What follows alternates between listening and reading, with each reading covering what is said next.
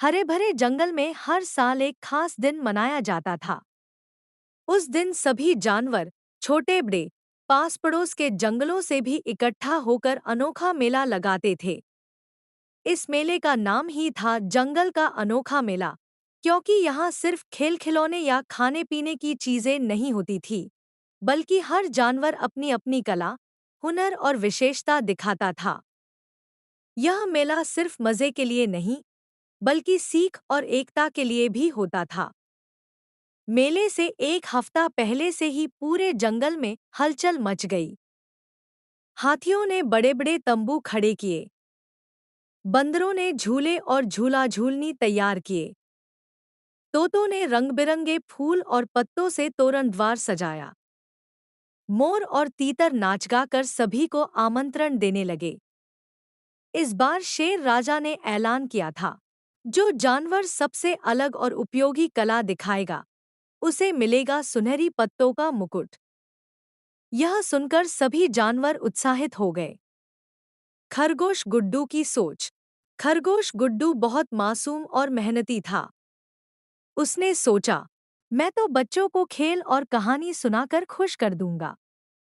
असली इनाम तो सबको खुशी देना है।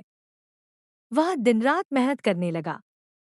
उसने रस्सी कूदने के नए खेल तैयार किए, मजेदार किस्से इकट्ठा किए और बच्चों के लिए लकड़ी से छोटे छोटे खिलौने भी बनाए। उसी जंगल में एक चालाक लोमड़ी रहती थी, नाम था फुंदनू। फुंदनू ने सोचा, मेहनत क्यों करूं? मैं तो किसी और की मेहनत को अपना कहकर इनाम जीत लूंगा। वह रोज इधर उधर घूमकर देखता कि कौन सा जानवर क्या तैयारी कर रहा है। मेला शुरू हुआ। आखिरकार वो दिन आ गया। जंगल के बीचों बीच बड़ा मैदान सजाया गया था। इधर बंदरों के करतब शुरू हुए, उधर हिरणों ने तेज दौड़ का खेल दिखाया, मोर ने रंग बिरंगे पंख फैलाकर नृत्य किया। सभी जानवर खुश होकर तालियां बजा रहे थे। अब खरगोश गुड्डू की बारी थी। गुड्डू ने छोटे छोटे खरगोश बच्चों को बुलाया और रस्सी कूद का खेल शुरू किया। बच्चे खिलखिलाकर हंसने लगे। फिर उसने मजेदार और सीख देने वाली कहानी सुनाई। सच्चाई और मेहनत से बड़ी कोई जीत नहीं होती। सभी जानवर इतने खुश हुए कि तालियां गूंज उठीं। अब फुंदनू की बारी आई, लेकिन उसने कोई तैयारी नहीं की थी। उसने गुड्डू की बातें याद की और वही सब दोहराना शुरू कर दिया। वह बोला, ये सब कला और कहानी मैंने ही गुड्डू को सिखाई है। सभी जानवर हैरान हो गए।